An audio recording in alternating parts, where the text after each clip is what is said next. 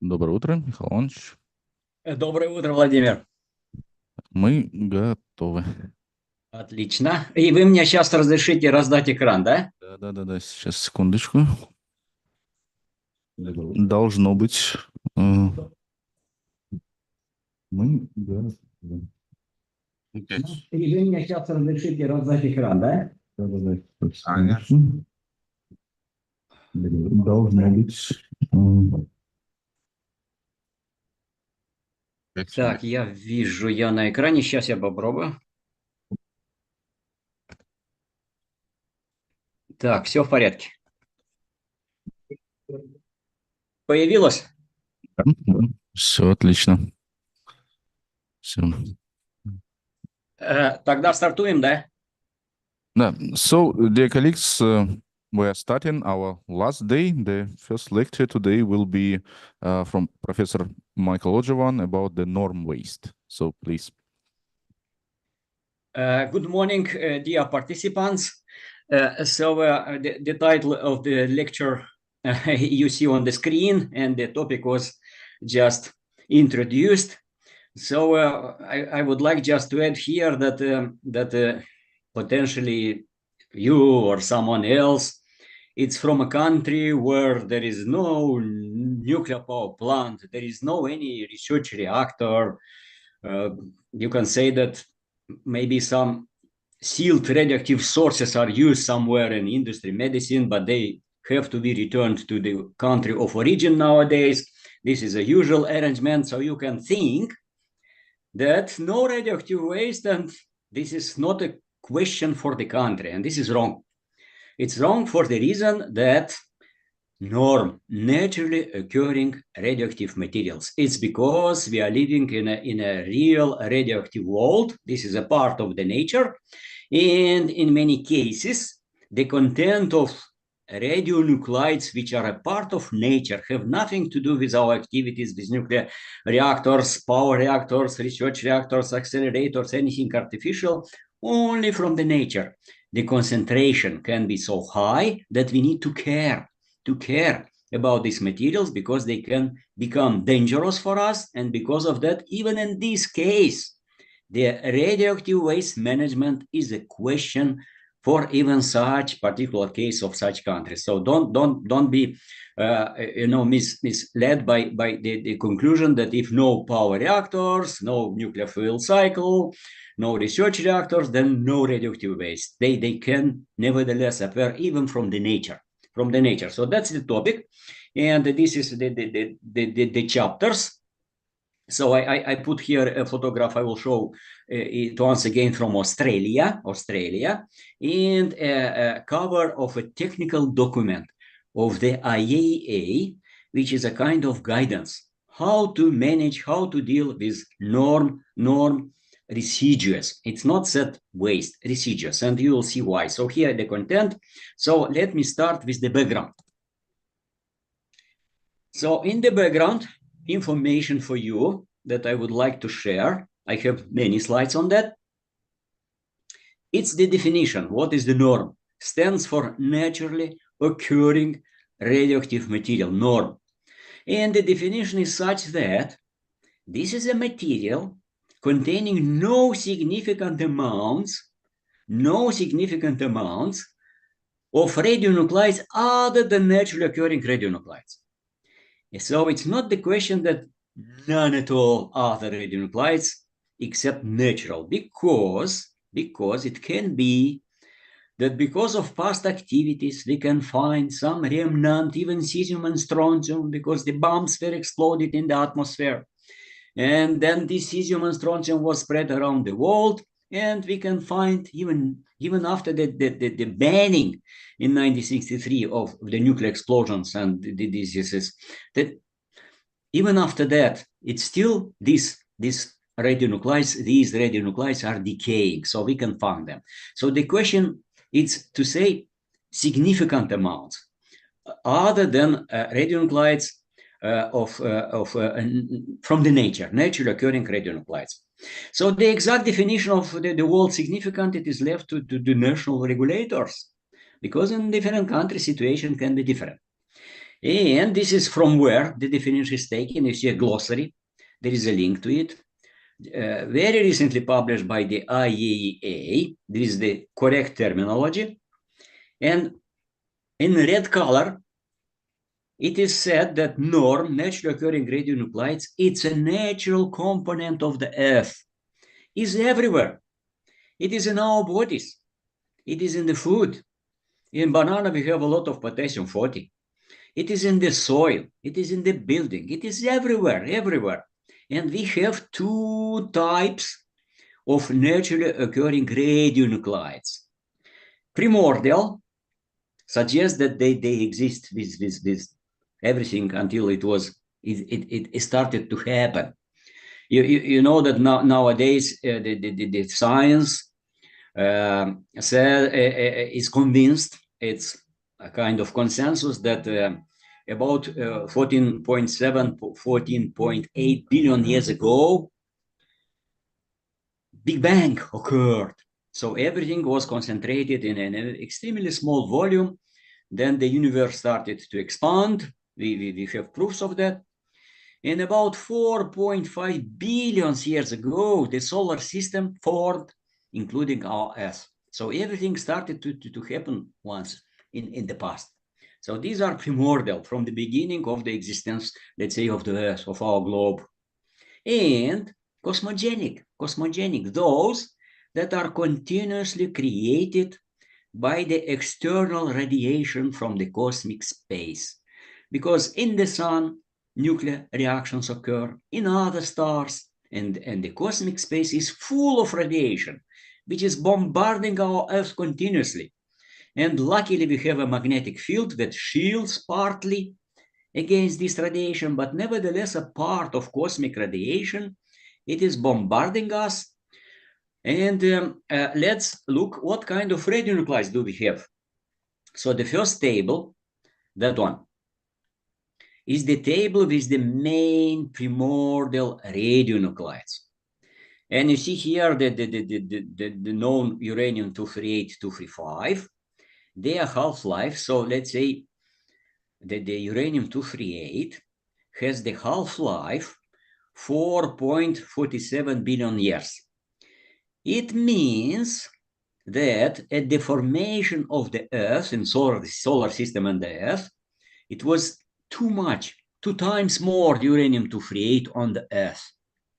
Because the half-life means the half of it is gone, is decayed. So it was much more uranium-238 at the beginning of the existence of the globe. And moreover, this is true for uranium-235, because it has just 0.7 billion years the half-life. So it was a lot of uranium-238 at the beginning of existence of the globe. So who knows, maybe somewhere a critical mass could occur. And you see here the natural fraction content. And then you have thorium, quite long half-life. A lot of thorium exists on the Earth. And because of that, another possibility is to burn not uranium in reactors, but to burn thorium, to use it, not directly to burn, to use it as a fuel component. And you see it's 100% is radioactive thorium, 232, this radionuclide. And then already noted to you the potassium 40, much more. It was at the beginning 1.3 billion years. And you see here 0.01 the percent content of the potassium is radioactive potassium, which is a part of our bodies, buildings, etc. And a lot of it is in banana. And you see other radionuclides, quite long-lived, some of them. So the first table, primordial, they existed from the beginning of the universe, from the beginning of the solar system and the Earth, and they are gradually decaying. By the way, just to know to you, it is considered that they keep the Earth hot, the temperature, because otherwise the radiation from the sun would not be enough to keep the Earth, not to be just ice, to have it with the temperature that we have and the living species are here. So it contributes to the heat balance of our globe. Okay, so next table, the table on cosmogenic radionuclides are mainly formed in the upper part of the atmosphere of the Earth because of the bombardment by very energetic, so let's say protons can have the energy of 10 to 18 power electron volts, extremely. We don't have such energy of particles in even in CERN in Switzerland with this a large hadron collider. So much more energetic particles, radiations, they bombard the atmosphere, and then it is formed carbon-14, tritium there, beryllium, other radionuclides. But you can see these, and carbon-14, because the concentration is maintained by the external radiation almost constant, practically constant, let's say. Then we have this carbon-14 dating, because we are breathing, we are eating, so we have a constant content of carbon-14 in our bodies, and only if a plant and something living species are dying, there is no more exchange, and because of that the carbon-14 gradually decreases due to the decay, and the half-life is quite long. You see 5,730 years is the half-life of and here is the reaction that shows how it is formed from nitrogen in the atmosphere. It is formed carbon-14. In the typical natural background, you see here in becquerel per kilograms, 227 per kilogram. So we have a lot of carbon-14 in our bodies. The question is about kilobecquerels. So not correct, but we have many decays in our body.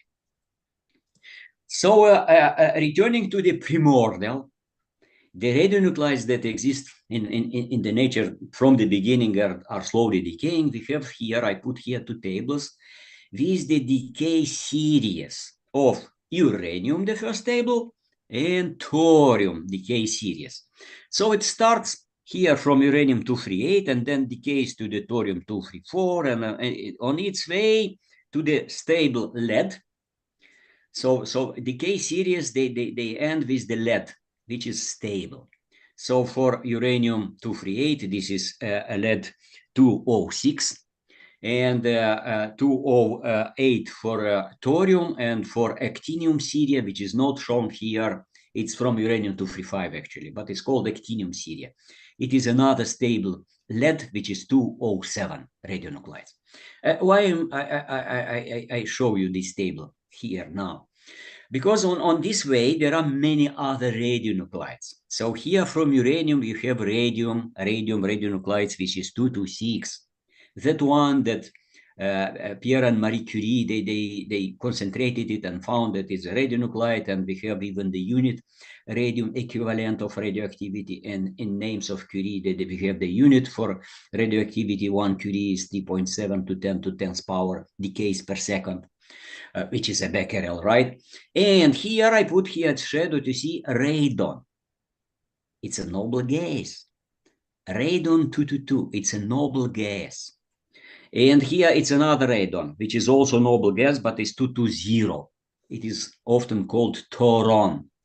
And this is radon. It's a noble gas, which is, as a noble gas, it is chemically non-active at all, but dissolves very well in the water, in the grease. So if you add, it is accumulated due to the decay of uranium from granites, from the rocks, from the soil. So typically in the basements, we have, if it is not ventilated, we have a lot of radon that can be tens of thousands becquerels per cubic meter, very high concentrations. And if you are breathing this radon, it's nothing good for us because it's radioactive. It's not interacting, but it's decaying. And the half-life you see here is just almost 4 days. So it's quickly decaying, producing other radionuclides, which are faster decaying, and they irradiate the body.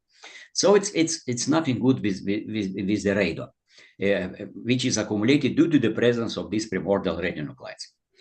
And, you know, in the past, and the past was not so long time ago, our grandparents, even your parents, maybe they maybe can even recall the times when it was not realized that the effect of radiation that can harm our health. It was even found that some concentration of radon gas in some water in the baths have a positive effect on the health.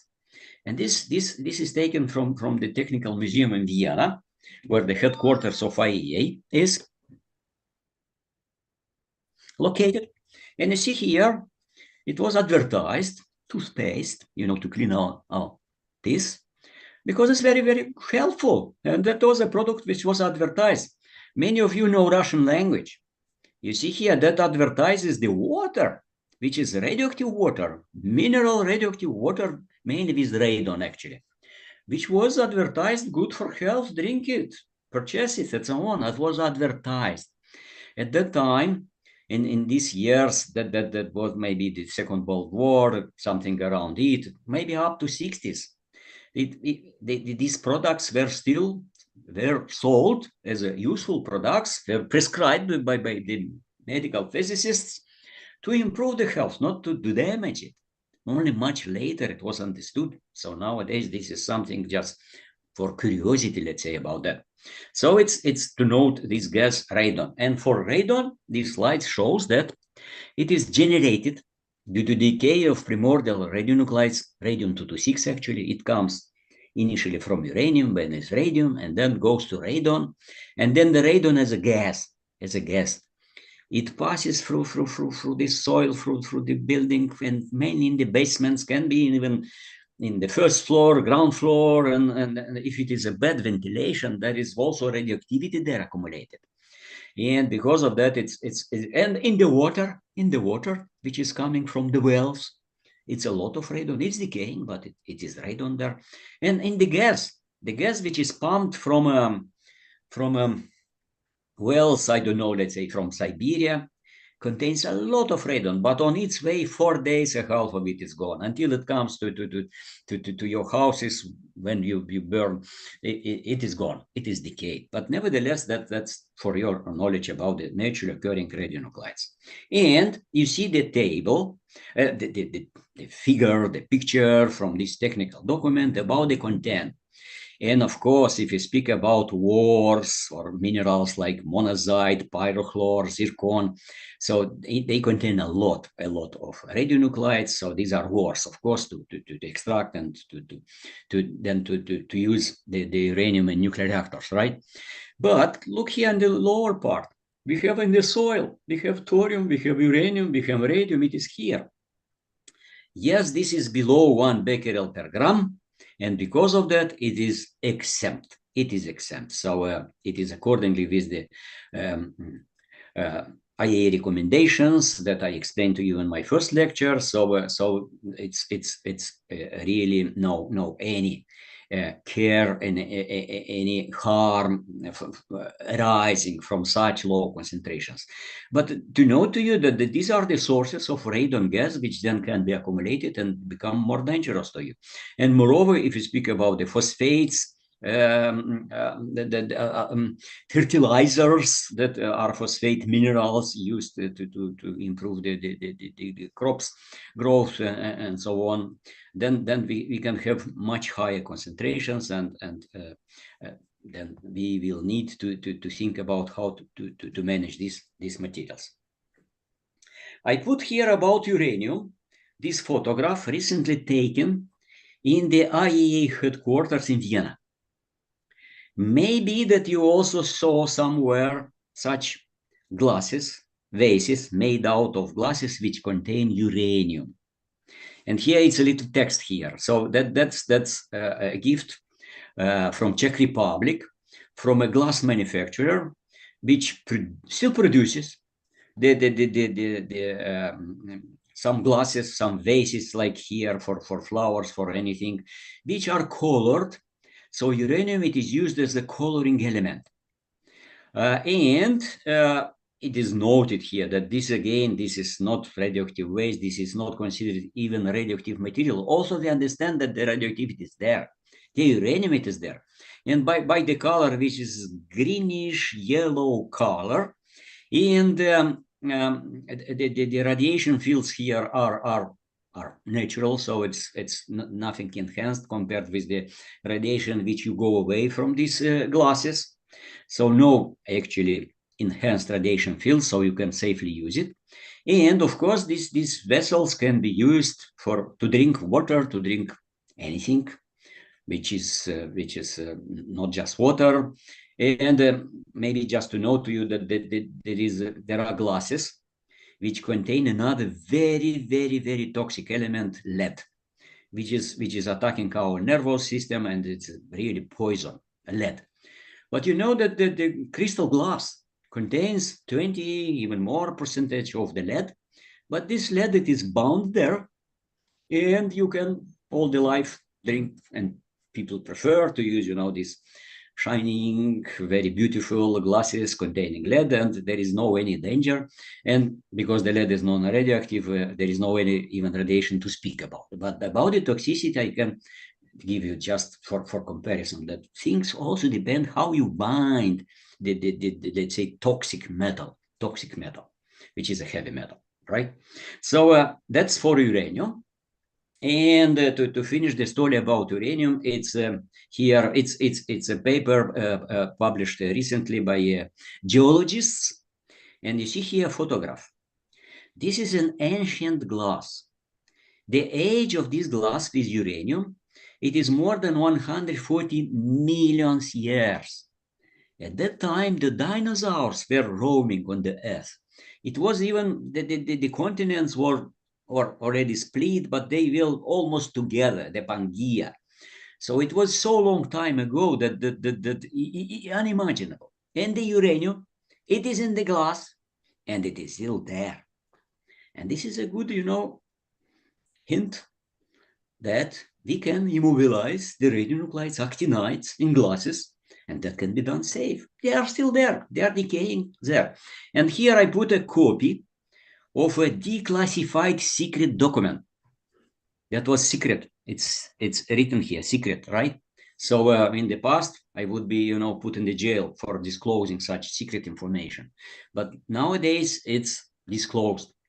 And here the geologist, in the times after the Second World War, they were looking for deposits of uranium.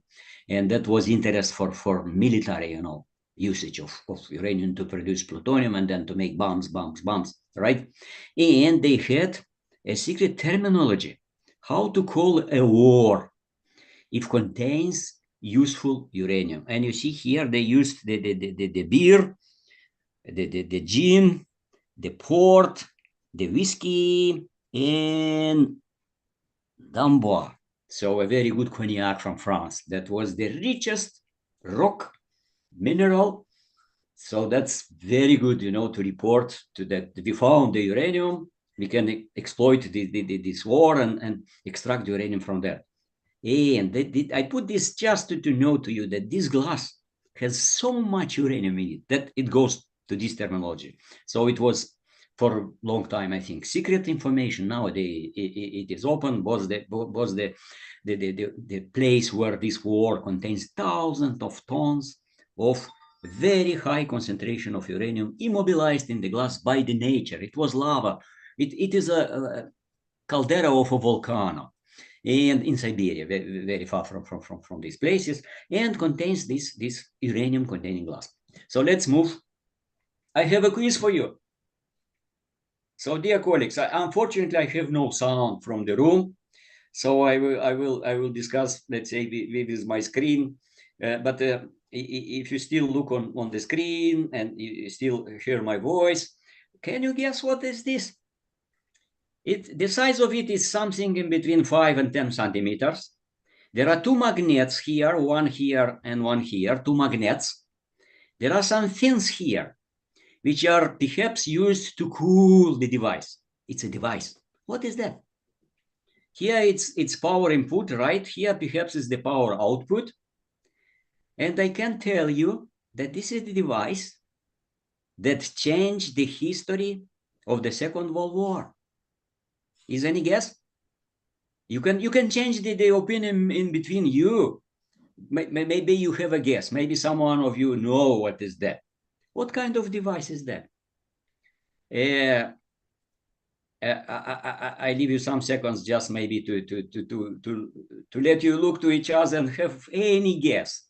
I will be happy if someone of you, if you know the answer, take the microphone and tell that to all the room, just, you know, to greet this person that he is smart and knows.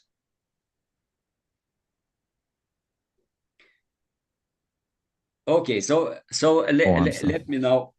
Yeah, is anyone going to tell me? No.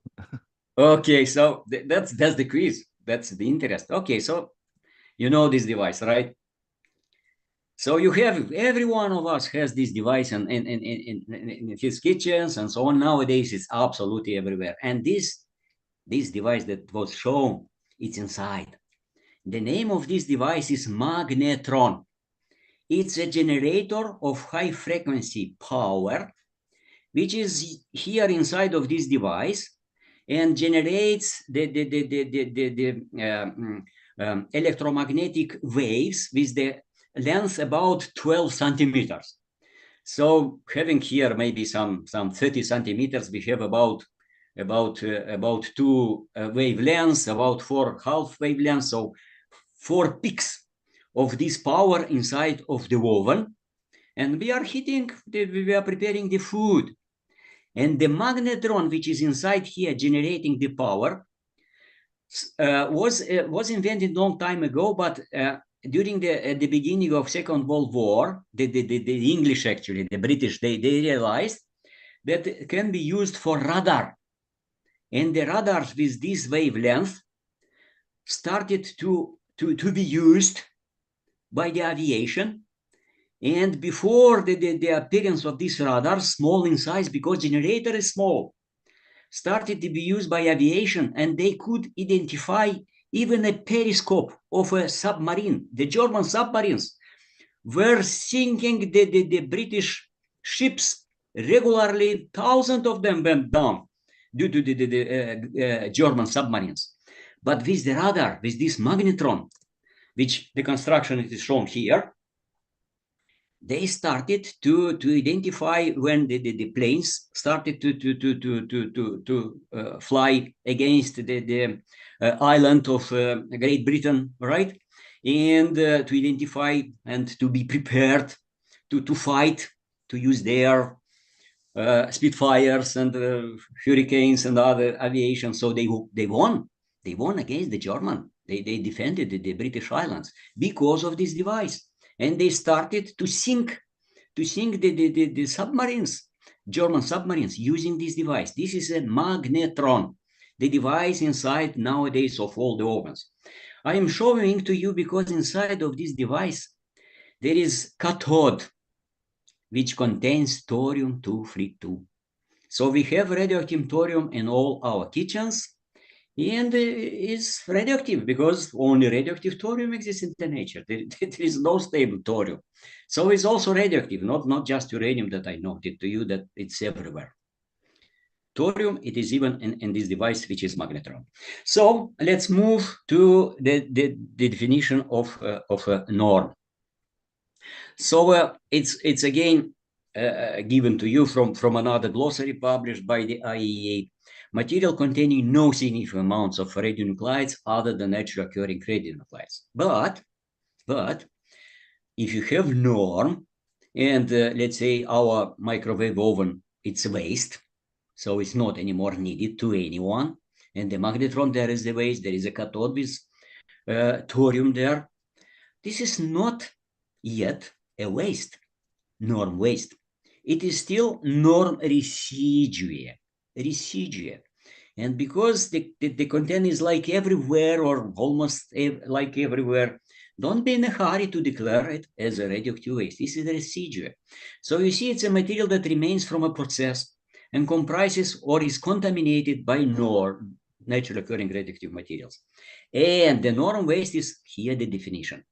It is for which no further use is foreseen. So the norm residue may or may not be waste. That's a very important point, because otherwise, if you'll declare all this norm residue as norm waste, we will need, you know, to stop the industries, to stop our normal living with all these materials that are around us. And they are radioactive because the nature is radioactive, because ourselves we are radioactive. So let's say, if to finish with the uranium that I noted to you, we have approximately every one of us about about becquerel of uranium. So it's every second one uranium in our bodies is decaying. So it's starting its way to the lab to decay. So even human bodies, but it depends. It's not exactly the same, and so on. So that's the reference, and the picture here shows where is the normal waste. So we have uh, only a small part of naturally containing materials are declared, and then we have to manage norm waste using all the standards that were explained during this school to you. So the International Atomic Energy Agency, in the revised basic safety standard, the revised basic safety standard is part 3. I explained to you the content. Supports the IAEA the valorization, recycling of norm residues after, of course, detailed study of their impact. It's not just, you know, to say use everything. It's necessary to have an approach which is by the professionals, let's say. And here it's a quote taken from here about these materials that rather than disposing, rather than trying, you know, to insulate, to isolate, to put it somewhere separately from us, to look at that we can maybe reasonably use these materials because they do not present real hazard and are not making anything really damaging our health and the nature. And the same does the European Union and regulatory documents as for norm residue. So don't be in a hurry and moving quickly to declaring that this is norm waste, or moreover adding the norm radioactive waste. Then you have to use the approach which is there. So if we, following the recommendations of agency, so I'm returning to the definition, what is a radioactive waste? If you declare that this is a radioactive waste, then you see we have to check the clearance levels, and if are about these clearance levels, we have the possibility to declare that this norm residue is a radioactive waste. And the just published guidances of IAEA, they published them in the year of publication is 2023, but they appeared in January.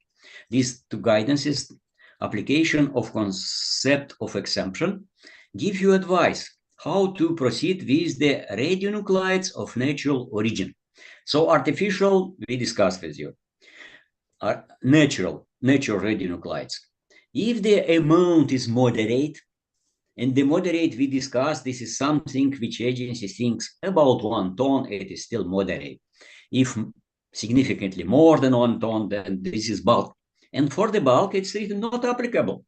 The tables of IAEA given in the basic safety standard, general safety requirements part 3, BSS in the past, basic safety standard, not applicable, but it's written here that exemption is required to be considered on a case-by-case basis. And there is a possibility to have not exemption, but specific exemption. So to give some comments, let's say, when you do regulatory authority, give the permission for an operator, for a facility, for mountings of the ashes. We will speak about ashes just a minute. Sorry, I'm going too long. So that for norm, you see that the criterion, it is not non-reasonable 10 microsievert per year, but more reasonable 1 millisievert in a year criterion for the total dose expected from these materials. And then we have this 1 becquerel for uranium thorium series and 10 becquerel per gram for potassium 40. as criteria that are recommended. They are very conservative, but recommended. You safely can use them without any doubt that they are really providing you absolute safety. So they are already, there is a consensus of these numbers. And the table the picture taken from here, that I discussed it with you for the upper part. Now I'm about the norm, natural radionuclides. I'm here. So if we are lucky and we are below this 1 becquerel for thorium uranium, 10 becquerel for potassium, and then we are here. But if not, then we have to check with the regulatory control. And there is also advice coming from the IAEA, from these guidance documents that you can use only as a guidance, not something which is regulatory level, but it's guidance for regulators and for operators.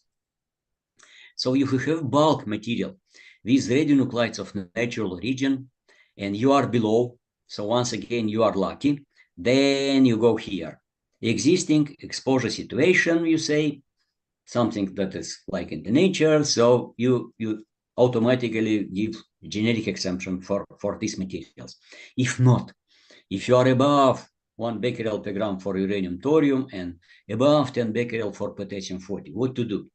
You say that this is a planned exposure situation, and you do a safety assessment for possible specific exemption. So it's case-by-case consideration when you use the criterion of 1 millisievert in a year. And if you are lucky and you are below, you say specific exemption is granted. That's it. If not, then you have to deal with this material as radioactive waste. So you are under regulatory control for radioactive materials.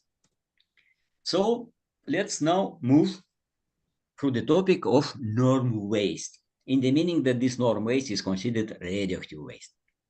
Radioactive waste containing just, so no significant amount of other artificial radionuclides, mainly naturally occurring radionuclides. So because of that, the definition is again given here. And where they are produced, this norm waste, they can arise from many industrial processes, many. So when we do mining, let's say to use to extract some maybe zirconium, maybe other metals, not necessarily just, so here it's metal uranium, but not only, many other minerals. The minerals containing norm can be with the high content of norm radionuclides, naturally occurring radionuclides, right? So in oil and gas production, in geothermal energy production, when we are using hot water produced underground, and by the way, once again, it is very hot because surrounding rocks contain this uranium, which is decaying, and because of that, the rock is hot. So the geothermal gradient, if you go deeper and deeper, the temperature in the mine becomes higher and higher. The deeper you are, the higher is the temperature. There is a gradient. It's called geothermal gradient. It is because of the content in our Earth of these primordial radionuclides. So geothermal energy production, so uranium production, coal-fired power plants. The next slide, it's also giving you information to think. But here, it's a quote from Professor Sapozhnikov. He's a professor of Moscow State University. He is working in radiochemistry department. And according to his data, about 50 million tons of uranium are in the ashes dumps produced by the coal-powered power plants. So ash, after burning the coal, it's uranium there, a lot of uranium. So we have in total 50 million tons, if you count all the globe, all the power plants that burn coal to produce electricity or might just heat and so on. So 50, and in nuclear reactors, we have 500 times less. In all nuclear reactors, we have 500 times less uranium compared with the uranium in the ashes. So the green people, the people who are against nuclear, what to do with that uranium which is there? Why you care so much about this small portion of uranium just for getting? So we should care about the nature and everything. I'm not against the total, but this is double standard. That's the point.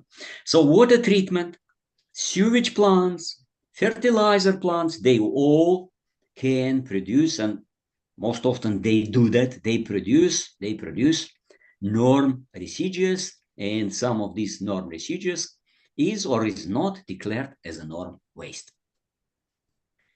So that's a slide that I added today in the morning to share with you the information about the other sources of power, of electricity, let's say. So if you take a typical 1 gigawatt, 1,000 megawatt nuclear power plant or other power plant, which is supplying a 1 million inhabitants city with electricity. So it's a typical one used for normalization, for calculations, etc., etc. And if you are burning coal, then we need 2.3 million tons of fuel per year to keep it operating. And it is discharging in curie here. So it's a old number. So you remember, curie, it's 3.7 multiplied to 10 times power becquerel, right? Becquerel. So that's an old unit of radioactivity. And that radium-226 is produced by burning the coal. It's a lot of radioactivity. Oil is also producing. Okay, the gas, no. So the radon is decayed, of course. So that but look, we need billions of here cubic feet. So it's not cubic meters, but it gives you the impression how much fuel we need. And we need for a nuclear power plant only 30 tons, only 30 tons. So these are imperial units. So this is not metric ton. And because of that, here the feet and the barrels, and here again tons. So it's not the same like metric ton. So it's just 30 per year. And of course, no emission of radium. Of course, these are never emitted. Some noble gases are discharged, but they are not producing any those burden to the people and to environment. And here I put, this is a very recently paper that I published, and here you can see how green is the nuclear power. So is here in this part is the emission of greenhouses, and of course that this burning of the gas, it's pumping into the atmosphere, and then we have this change of climate, other bad things. And here it's the deaths, the people that died because of burning of the coal, because of the burning of the, so all the catastrophe, all they were calculated per unit of tera. So this is 1,000 giga watts multiplied by hour. So the total power produced, so it's normalization. And you can look here, the gas, the biomass, and hydro, the wind, the nuclear. So we have some from Chernobyl. Nobody died from Fukushima, but there were some accidents that happened, and the people. So you see, it's almost the least dangerous, and it's the least contaminating the environment with greenhouse gases. That's the point about the nuclear. And there is a link here for your curiosity, and here is the paper that is just published in the Arabian Journal of for Science and Engineering very recently. So if you look to the norm, where is the norm waste?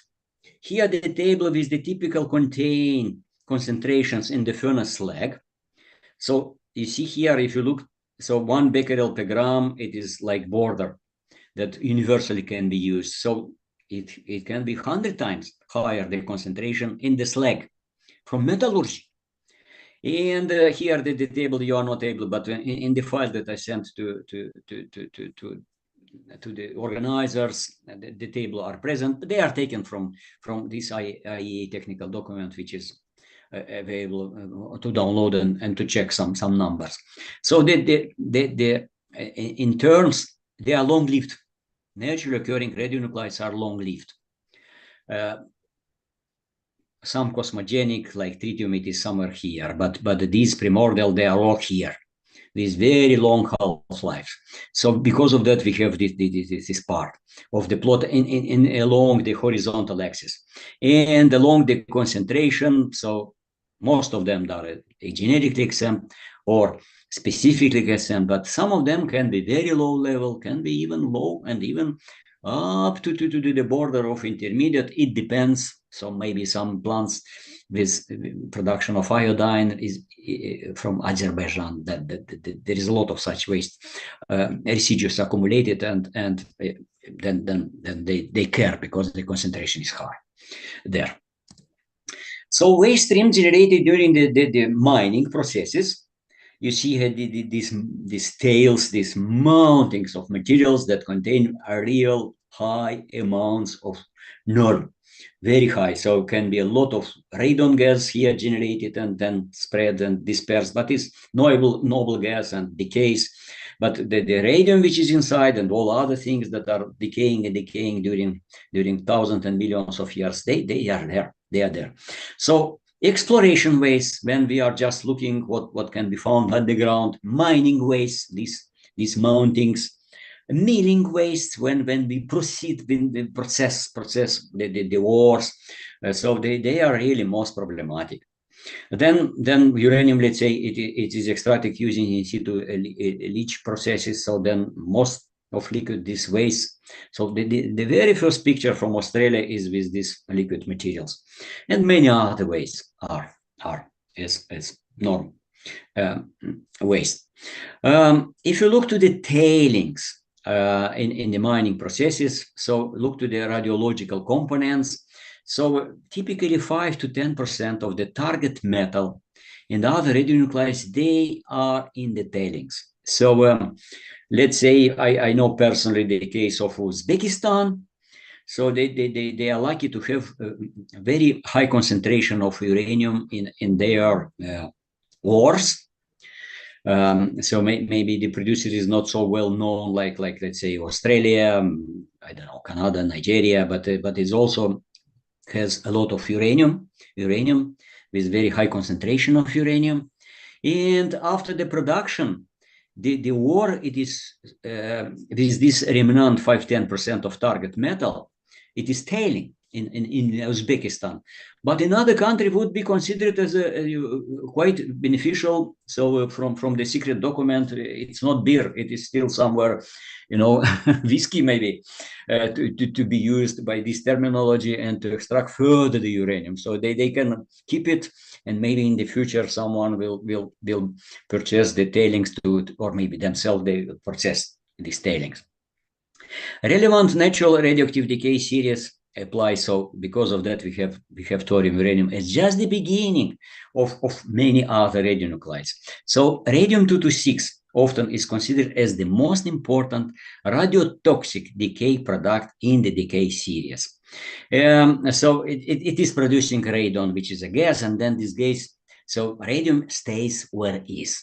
Maybe it's some sulfate, something which is not very soluble in the water to be leached immediately out. But as the gas is produced, radon-222, then this the gaseous phase, and then it is kept in the aerosols, it is in the gas. So it is mobilized, we say, radioactivity. In the oil and gas production, there are dedicated advices how to proceed with the norm waste that they are producing. And you see here the schematic taken from the organization, International Organization of Gas and Oil Producers. So guidelines for the management of naturally occurring radioactive material in the oil and gas industry. A very good document. Prepared, so along with the documents published by the IAEA, experts are invited by other organizations, and they are doing the best to advise how to proceed. And you see here the schematic. So we are extracting the oil or the gas from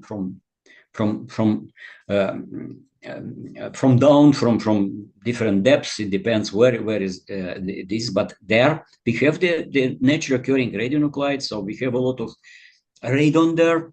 due to the decay of radium, and then together with the oil, with the gas, with the water, which is used as a agent, which is carrier, all that through these pipes, through these, often in the oil and gas industry, they are called Christmas trees.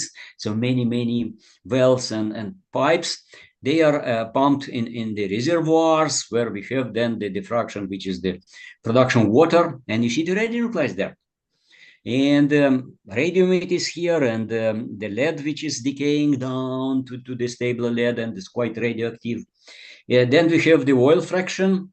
So we have a lot of radon there, and gas, and again radon there, in the oil and the gas. But because they are not immediately used, and they are let's say decaying, 4 days you need for the half of radon to be decayed.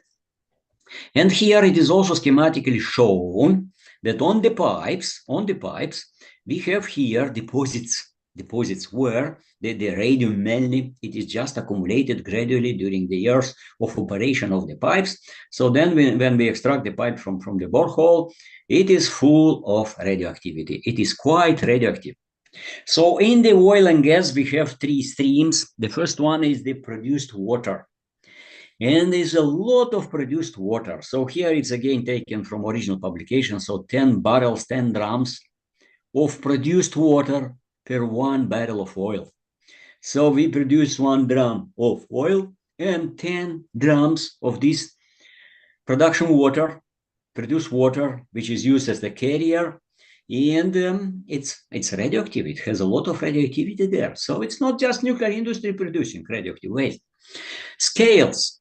So approximately 100 tons of scale per 1 oil well. So you have a well, it operates during years, but it produces 100 tons of scales, which contain mainly radium-226. It's again a lot. So here it's more textual information about this stream of the norm waste. Sludge. So again, oil production processes used in conventional drilling generate an estimated here 230,000 metric tons here, or 141 cubic meters of norm sludge each year. And that's a material that we need really to pay attention to. So this is the table and the photograph, just to look inside of such a pipe with the scales deposited. So with time, the cross section is much smaller, a lot of deposits, low soluble materials, mainly sulfates are the components. So we have barium sulfate, but you have also radium sulfate here. And here the in becquerel per gram. And you see here 15,000, not 1, which is the line for exemption. 15,000, so a lot of radium-226 is deposited, and the concentration is extremely high. So if you have 100 tons, you can per well, then you can calculate the total amount of radium-226 there, which is long-lived, by the way, radionuclide. Because of that, this waste, it is there in the upper part of the plot, closer to the intermediate level waste even. Then in phosphoric acid production, you see here, again, the question is about the 1,000 titanium dioxide production, chemical processing of zircon. I noted to you, not just uranium. So you see other elements that we are metallurgy are producing. Coal-fired steam generation, you see here. Then we have deposits with the high concentration of radium again. And coal mining, radium-rich inflow of water, 200 becquerel per gram. So that's again taken from this recommendation in oil and gas production. We have a real hazard, which is from the point of view of radiation fields, because the scale are inside. So when the operator, the people that are moving around these Christmas trees, these wells, these pipes, and so on, they need to order continuously during their shifts and so on. They are irradiated. They are radiated by decaying radium, which on its way it's producing a lot of gamma radiation, and the fields are really high. Next slide will show that. but they need to open from time to time these pipes to connect to reach to that one, and then aerosols are everywhere. And then it's not just gamma radiation, it's also, ingestion. The hands, then we are eating, we are drinking, they are, sweating and inhalation, and there is a real hazard coming from the nature. And here is the table. And if you look to the radiation fields, you see here crude oil processing, treating, crude oil processing, downhole tubing, safety wells.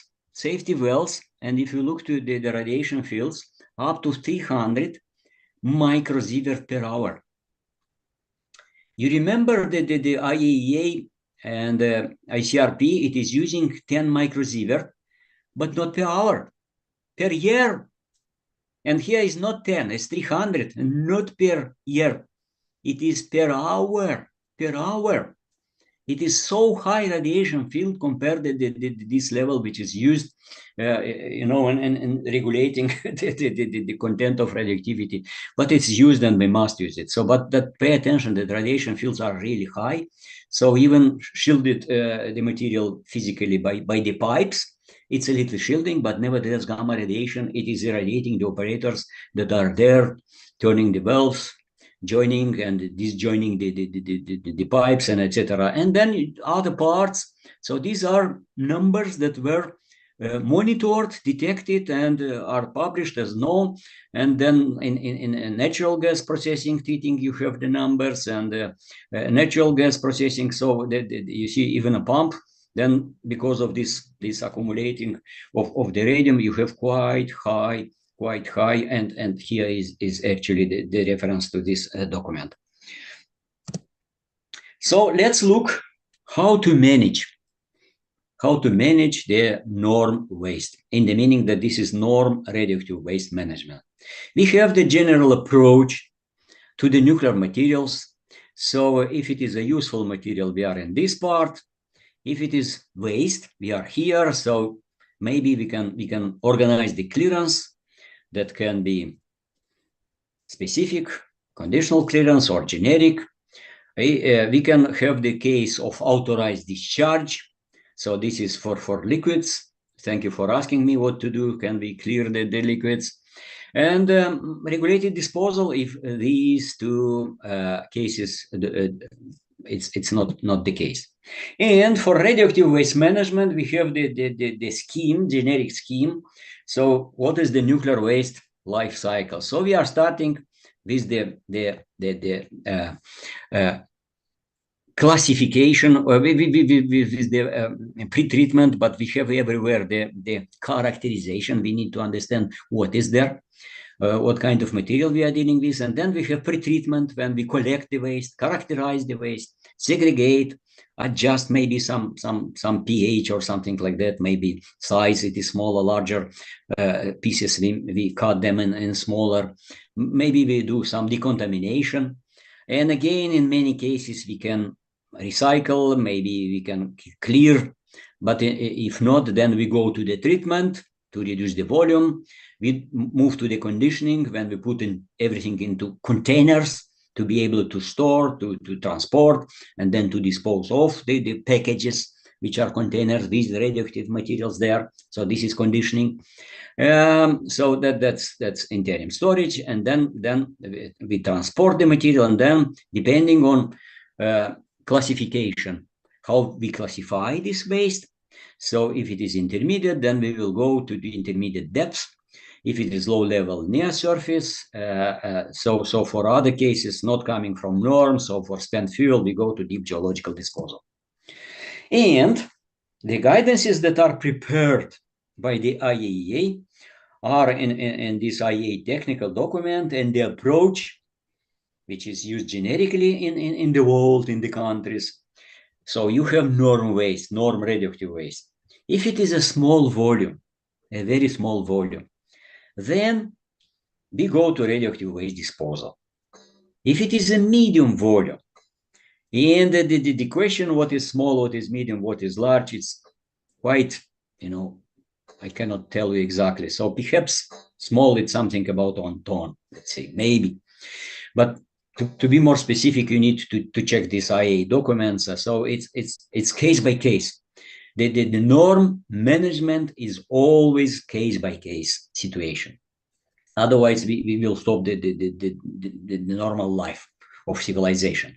So then we can mix with the landfill with these materials that do not contain large amounts of this norm. And if it is large volume, then we need to have a specialist facility, especially dedicated facilities. And the pictures of this facility I will show you in the next slide. So this is the management. And the oil and gas production, we imagine, because it's well understood the hazard which is coming from these pipes with the radium, with the sludges, with the gas that initially contains a lot of radon. So that not to breathe, this gas that is evacuated from the cistern, from the cylinders, large tanks which contain the fresh oil, fresh gas. So they care about that, and this is generic scheme, what to do, how to proceed for the operators, workers, personnel that is operating in oil and gas industry. And the reference is also given here, so I will not bother you with that. So typically we are somewhere here. So most of material are exempt, maybe conditionally or specific exempt, but in many cases we are here. And with these pipes, we can even come to the situation that we are entering into intermediate level waste on the generic classification scheme of radioactive waste recommended by the IAEA. So if you manage the radioactive waste, including norm waste, there is a good guidance document. I was the technical officer who published in the agency this document with the selection of technical solutions and has a chapter on the norm. So we need to evaluate the situation. Then we need to select the optimum case. So in this case, it's very good to use actually this guidance document published by the IEA. And then to move to the phase 3 of implementation of the more optimum norm waste management option. And the agency published many advisory documents which are based on experience accumulated in the world, on developing the national policy and strategy on the waste, and that also covers the case of norm waste. So I also participated as an invited expert. At that time, I was working in Russian Federation in an institute located not far from Moscow. So I was, and then I moved to Sheffield, and I came from Sheffield to participate in the bill as just one of the experts. All IAEA documents are prepared by dedicated experts. So from the agency, there is the leading or several leading officers, that their task is also to be professional and to invite the leading professionals in the world through authorities in the countries, to invite them in order to prepare properly the documents that are based on real best experience accumulated in the world. And because of that, these documents, it takes a lot of time to publish them, but they are really summarizing the best experience accumulated in the world. So it's not that a technical officer the one author of such documents. It's a work of many organizations and experts that know the topic and prepare the document. So for this policy and strategy, this is the best advisory document to be used. And then in this advisory document, we have definition, the distribution of responsibilities. So we everywhere have the two players in this area of radioactive waste management, including norm waste management, regulatory body. So it develops the rules, criteria, guidances. So my first lecture was about the first 2 lectures about the basic regulatory approaches, documents used in the work of regulatory body. But there it also noted the operator, the person, and then institution, then maybe organization that does the job. the people that does that. And first one, responsible for all safety related issues. Operator is responsible for safety. The regulator is developing rules, framework, and is checking whether that is done. But the safety, it's a question of operator. It's not of a regulator. And of course that the operators comply with legal requirements. So then in the post-closure phase, so when we have this mounting of the ashes in the coal-field power plants and in other industries, when we have all these large amounts of norm residues, and some of them are declared as a norm waste, then it's many things done. So all these points that are noted here are in place. So active control with taking sample measuring, maybe a fence or guarding this area so that the general public has no access, it is done. And to finish the lecture with examples, with some photographs taken. So if you take waste rock from mining operators, so it may remain in place as rock piles, or where opportunity exists, maybe backfilled into the mining voids. So if the pit, it is then was created when extracting all the ores to be processed then at the plants, then the rock can be put down if this possibility still exists. Or we see these mountings of the rocks where the norm residue is, and we need to care about it, at least maybe some fences to put around, so not allow to the people to get free access and to be unnecessarily irradiated by existing. It's the principle number 10 of principles of fundamental principles of use of nuclear energy. Then we have tailings from the dry separation of heavy minerals. So usually they are mixed with other low activity residues, returned to the mining void, and covered with non-radioactive sand or overburden. If the high thorium concentration is quite high, it may be required that they are blended with non-radioactive, conventional non-radioactive mine sand tailings to dilute, to have the concentration of radionuclide content before disposal in the mine pit. Then we have bauxite tailings, so aluminium, bauxite tailings for aluminium production. A lot of aluminium is needed everywhere by the industry, not just aviation. So usually it is disposed of as a slurry. So that's a mixture of solid and liquid, 10-30% solids, other part is moisture, it is water. Yes, in large engineered containments that are lined with clay to make them less penetrating for this water. Other disposal options include disposal in the sea, and after dewatering, dry disposal by land spreading. So that's a photograph you see in engineering containment.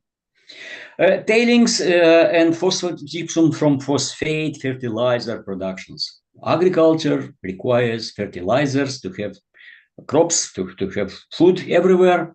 And then you see, we can have these pictures that are shown here. So this photograph shows the phosphogypsum tailings returned to the mining void in Florida Industrial and Phosphate Research Institute in the United States of America. So it's just pumped back, this slurry.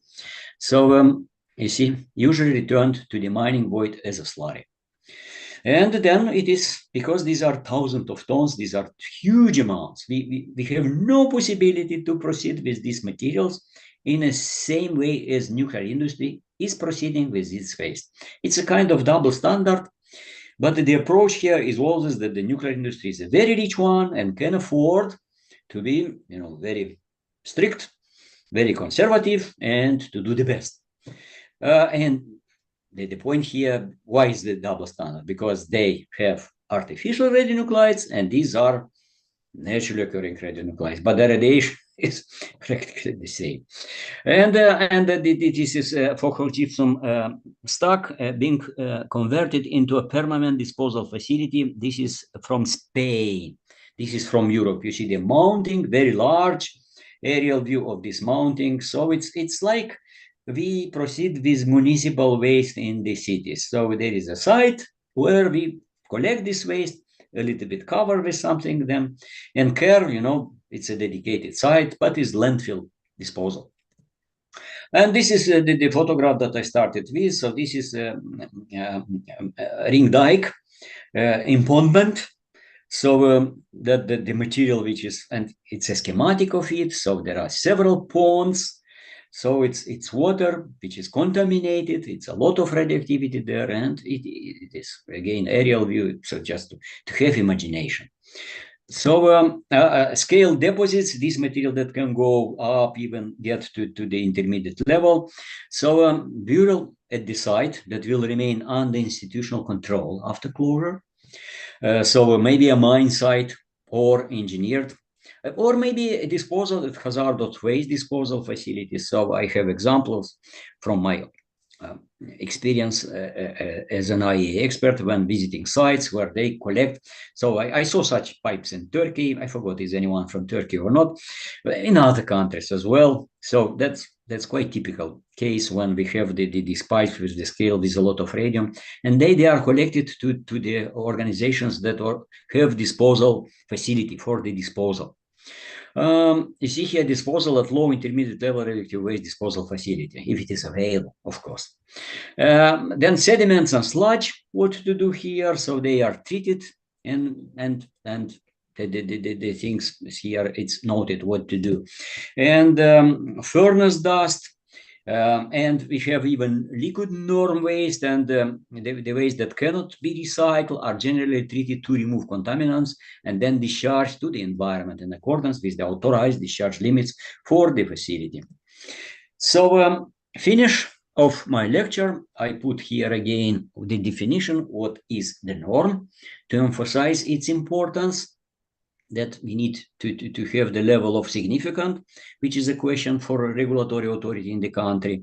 And what is the norm waste? So norm waste, and key issues in the norm waste management are typically, so key problems, large volume, that causes big trouble. High disposal costs due to these large volumes. Of course, long-lived radionuclides. Following the classification, they move, shift to this, where for other radionuclides, we need to go to geological disposal or intermediate disposal. And then we kind of double standard in managing this norm waste. And limited containment of radionuclides in the residues that are produced by the industries. So dear participants, many thanks for your patience. I finished, and if you have any question to me, then I will do my best to answer. Thank you. Thank you very much. Any questions? Yep. Thank you. For these ponds in Australia, can you explain a little bit more of what is the norm industry there and why they build this kind of ponds? Australia, it is known for uranium. Or is one of the so they have a lot of ores which contain uranium, and then uranium is extracted, beneficiated, and it is used to produce fuel in the nuclear power reactors mainly, not for the bombs. And after these processes that partly were covered in the lecture by Professor Petrov, this in situ leaching, this nuclear fuel cycle. So it's a part of Australia has no the fuel nuclear fuel cycle, but has the part which is the mining. So it's from there. Okay, thank you. Any more questions? And I have one regarding this waste, metallic waste pipelines from the oil industry. Is there any approach that is, I don't know, recommended or is already confirmed by some organizations like IAEA, what to do with this metallic waste? with these pipelines from the oil industry?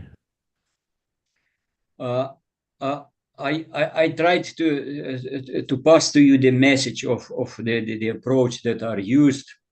So first of all, as usually it's a specific approach to the norm waste. And as for the pipes, in the cases when the disposal or processing of the radioactive waste exists in the country, then they are collected and I visited Turkey site, so these pipes are collected. Or I worked for an organization not far from Moscow, so little actually was brought. But in Turkey, large numbers of these pipes were brought as radioactive waste, and then the business is of the organization to maybe to try to clean, because it's possible to decontaminate these pipes. The problem is that they should be decontaminated from the inside, and then the process becomes expensive. So very often these pipes are just cut in smaller pieces and disposed of as radioactive waste, because by economy there is no much benefit to clean them and to open somehow, or to go with the tool inside and to take out the scales which contain the radium, mainly radium-226. So the approach is such that if such possibility of processing this waste as waste exists, then it is done in a such way, and this is recommended by the agency.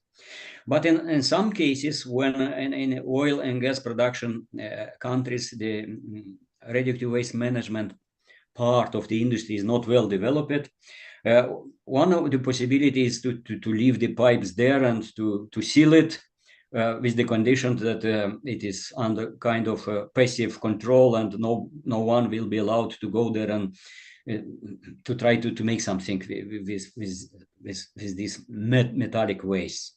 And in reality, the numbers of the tonnage, it's high.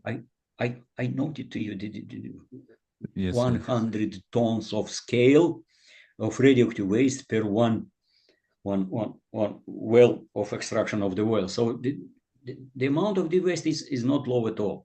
In Sheffield, where Immobilization Science Laboratory, we had even a PhD project with a participant from Iraq, who was submitted by the government of Iraq to work on developing a method of cementation of the scales and to develop such kind of technology. So it's a question of under the development, but the generic approach, once again, is if the possibility exists, then to process this waste, because concentration is really very high.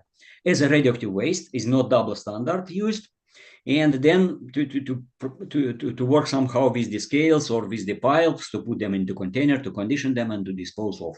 And only in the case when such possibility does not exist is to have conservation for a very long time.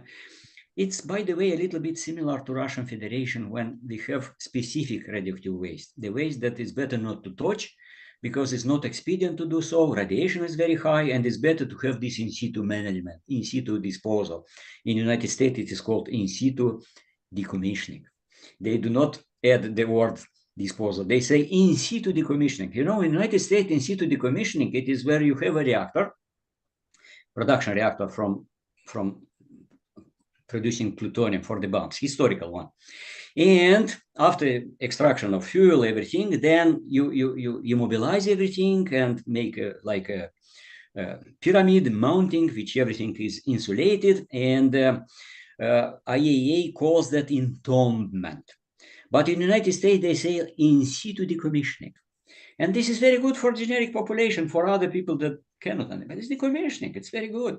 Entombment, this tomb that is here is radioactive. It's a little bit dangerous. Yeah, thank you. Thank you very much. Is there any more questions? If not, then let's thank the speaker again. Okay. Thank you very much.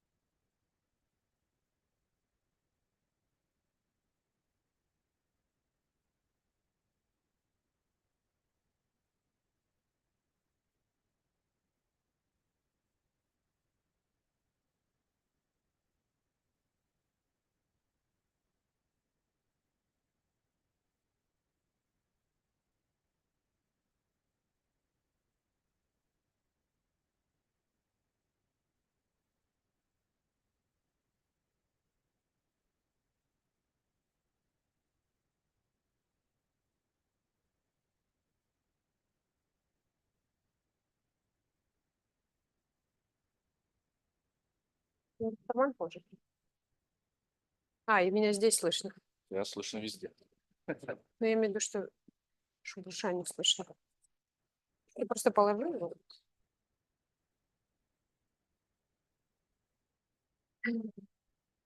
Это я тоже могу сделать. Тогда меня будет слышно везде.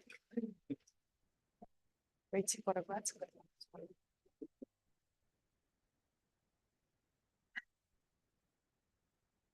Никого нет.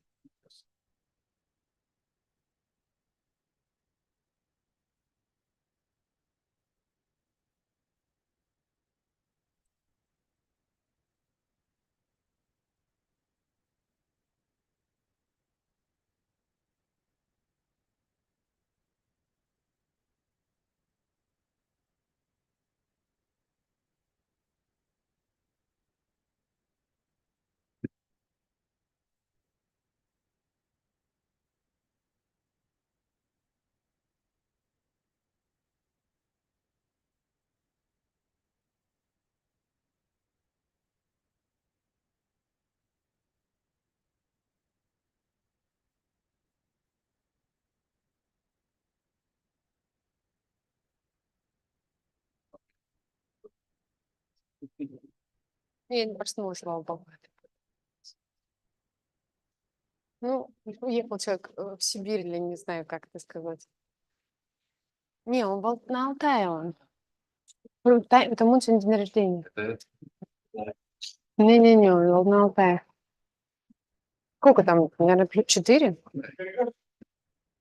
В общем, 8 утра поднялся и такой. Мне просто вчера с СХК тоже в то же время написали. Но я не просыпаюсь в 4 утра.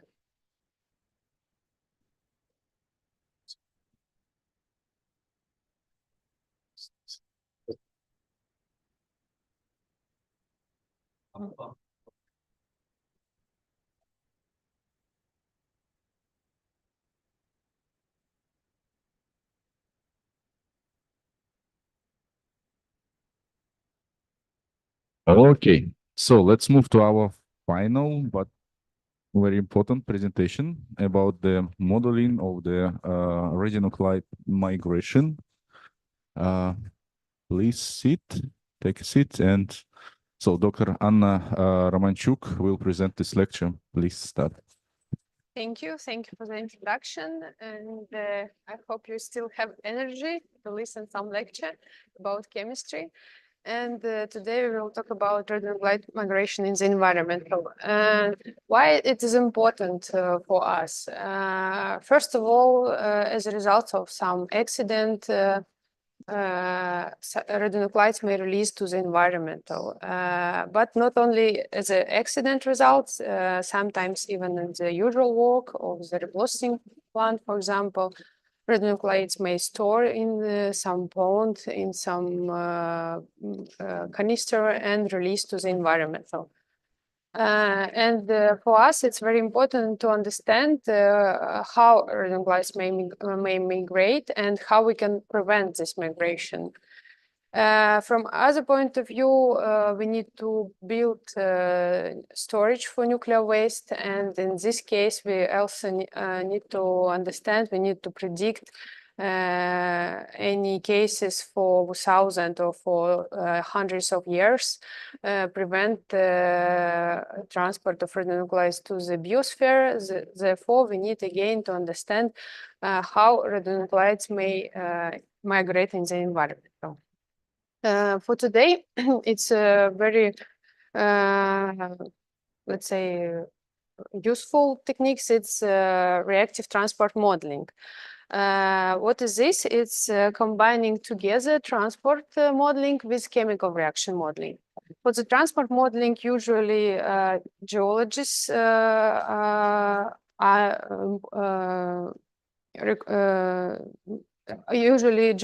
may transport modeling.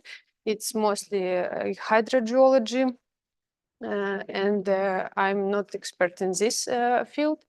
But what important for us, we need to calculate and predict chemical reaction and put it together with transport modeling.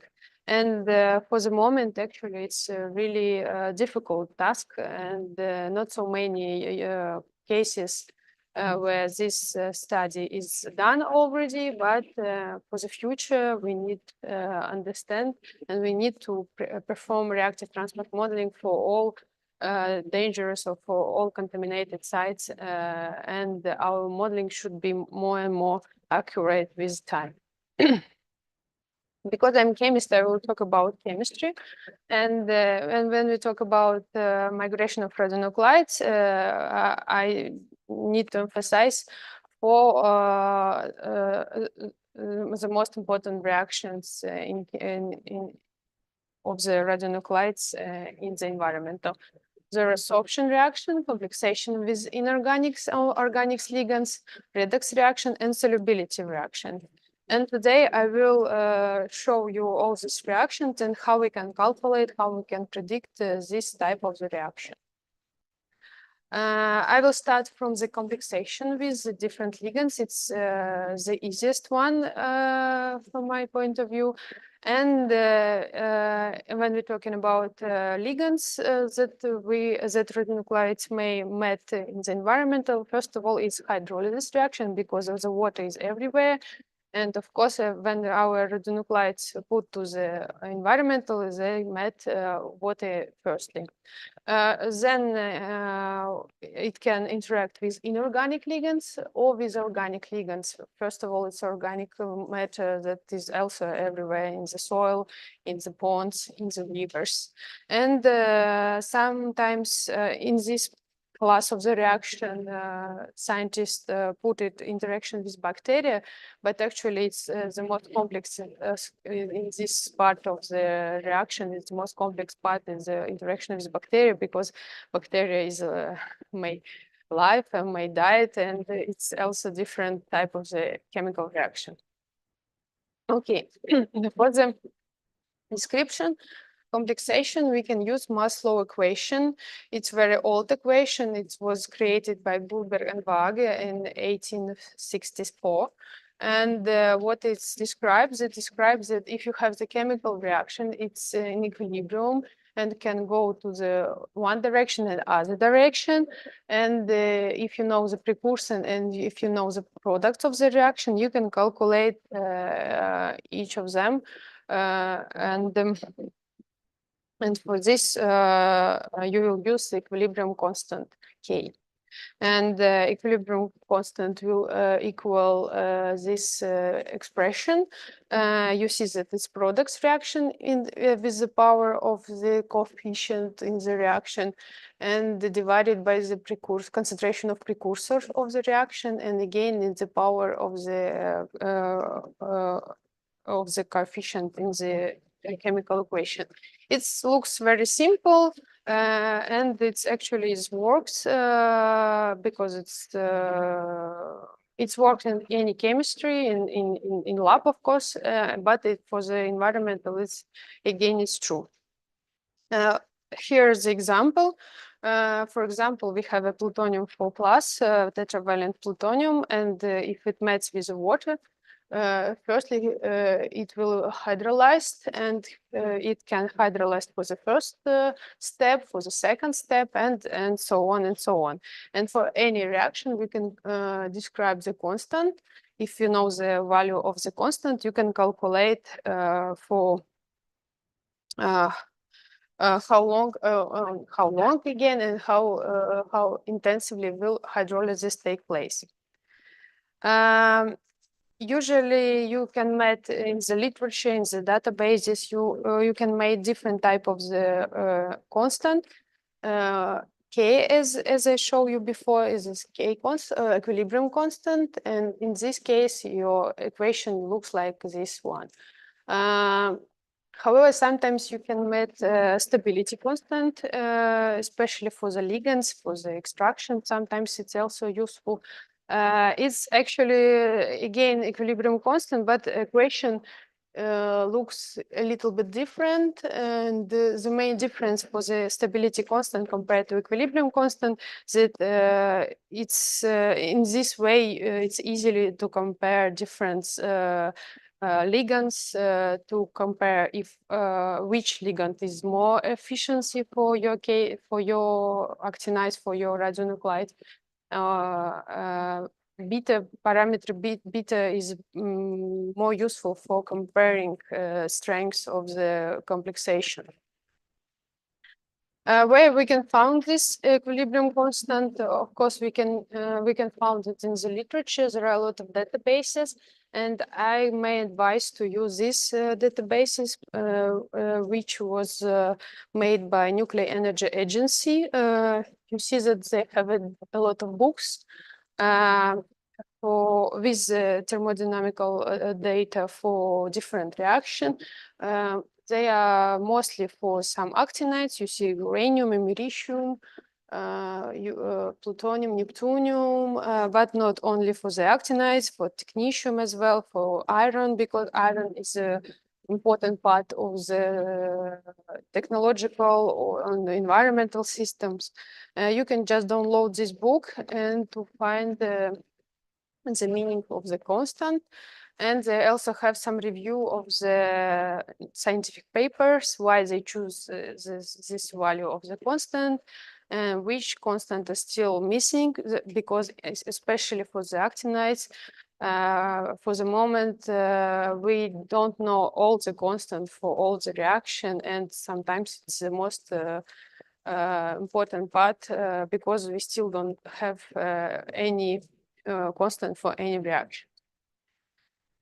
And then if you have a constant, you can use some chemical software. Again, it's advised from my side. It's chemical equilibrium diagram software. It's very useful, user-friendly, and you can calculate different diagrams for your understanding, for presenting it in the report, in the papers, and so on. It's quite useful and user-friendly. And this is the example from this software. I just found my preferred element, plutonium, and choose different oxidation state of it, and look how hydrolysis will take place. If you remember on the first slides, I will show how plutonium-4 hydrolyzed, and here we have a diagram, and you may see that different pH plutonium-4 will present in different hydrolyzed form. In very low pH, it's just second step of the hydrolysis. At high pH, it's third step, and at highest pH, it's fourth step of hydrolysis. And if you build these diagrams, you may understand, for example, if you have in nature pH around 7, plutonium will present as plutonium OH4, it's neutral cation, and you may make some estimation how it will interact with other stuff. If we choose plutonium-6, for example, you see the picture is quite different, and the hydrolysis starts only at high pH, at pH only at 4. And again, you can see first step and second step of hydrolysis. What I need to say about actinides, that actinides have a quite complex chemistry compared, for example, for Earth and or for first and second groups in the periodic table. Actinides may present in different oxidation states. For example, you may see that plutonium can present in 1, 2, 3, 4, 5, 6 oxidation states, and uranium, neptunium, americium is also may interact by redox reaction. And of course, chemistry of actinides in different oxidation states is also different. For example, as you see that hydrolysis plutonium-4, plutonium-6 is different. For the actinides, it's a rule that 3 and tetravalent actinides may present as monocation, for example, plutonium 3 plus and plutonium 4 plus, but penta and hexavalent plutonium and neptunium and uranium will present in dioxocation form is neptunyl, plutonyl or uranyl, and actinyl, plutonyl, uranyl cations. And in this case, formal charge plus 1 and plus 2, and effective charge plus 2.2 plus 3.2. Why I show it to you? Because actually the chemical reaction is sometimes is connected with the charge of the cation. For example, tetravalent plutonium with 4 plus charge is have a high positive charge. That's why it's interact with most of the ligands, with water, with other one. Opposite to plutonium 5 plus, which is presented as cation, dioxocation with charge only 1 plus 1. Therefore, its interact mass is not so interactive compared to the tetravalent cation. You see that we have a row how the complexing affinities increase from pentavalent, 3-valent, 6-hexavalent, and tetravalent cation. Therefore, we can assume that tetravalent cation will be the most active to the different chemical reaction, and pentavalent will be the least active to the different chemical reaction. And when we go to the other ligands, we will have the same regularity. And again, we already know that plutonium 3 and plutonium 4 will be the most interactive cations, and plutonium 5 will be the least effective for interaction with the ligands. And for the ligands, we can also make some trend. We know the constant, and therefore we can put them in the trend. And as you see, that is the most important anions in the environmental. It will be OH, as I mentioned before, and carbonate ions. Phosphate, sulfate, and fluoride is also very important. Fluoride actually is not so often met in the environmental, but sulfate and phosphate is also usually may present in some environmental systems. Therefore, if you model the behavior of radionuclides in the environmental system, you need to account interaction with sulfide and phosphate. For the carbonate, I also need to show you this diagram. It's a diagram of solubility of CO2 in water. Maybe you already know, but maybe not, that CO2 may dissolute in the water, and this will depends on the pH value.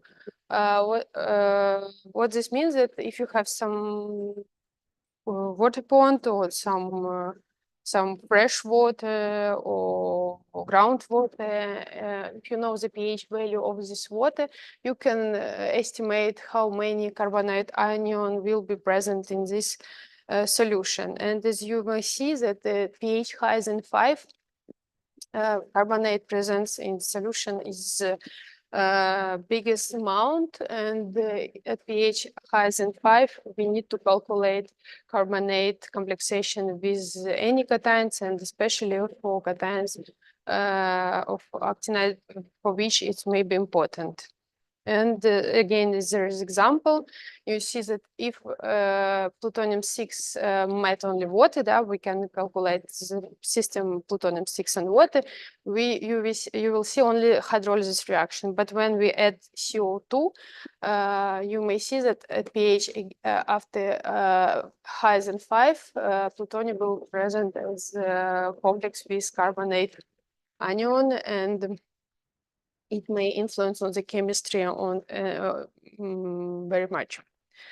And what I need to say is that this carbonate complexation is very important for uranium-6, because it's quite sticky for the carbonate. And again, you see that at pH higher than 5, carbonate species are dominating for uranium. What I need to say is that carbonate is very important for uranium-6, for strontium-2, for neptunium-5, and for plutonium in highest oxidation state. And for uranium, this interaction with carbonate is quite important because it's influence for the sorption reaction, for solubility reaction. You may see the typical sorption curve for uranium for any minerals. Actually, it's quite characteristic shape of this pH, because at pH higher than 7, sorption is usually decreased, and for pH 9 and 10, the sorption of uranium almost 0 for any minerals, and in some natural water at high pH, you cannot sorb uranium on any sorbent that you have in the system. And for uranium, we have also need to calculate the complexation with calcium, because if you have uranium, carbonate, and calcium, you will also have a triple complexes, and it's even more complex. But the good thing that in literature we have the constant for these triple complexes, and for sometimes we need to calculate the magnesium complexes, because magnesium is similar in chemistry as calcium. And these triple complexes usually stay in solution and prevent absorption of uranium in any minerals. What about organic ligands? It's actually even more chemical, more complex stuff. It's good for some simple organics. Even in a database, you can find the constant for simple organics like formic acid, acetic acid, oxalic acid. There are a lot of experimental and calculated equilibrium constant. But for example, for natural occurring ligands, some siderophores or humic substances, actually calculation is much more complex. And for today, I even cannot advise you some way to calculate this interaction. Some people try to simplify this system to find some functional group in this complex organic and calculate interaction with this thing. But it's still not really good, not work for every condition, I need to say. But you need to understand that if you talk about the soil, if you talk about some ponds, if you talk about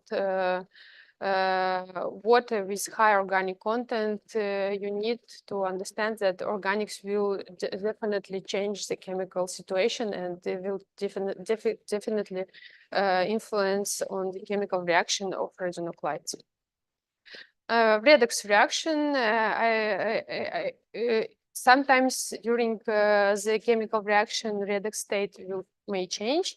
And for this case, we have another equation, but it's very similar to the actually Maslow equation, is Nernst equation.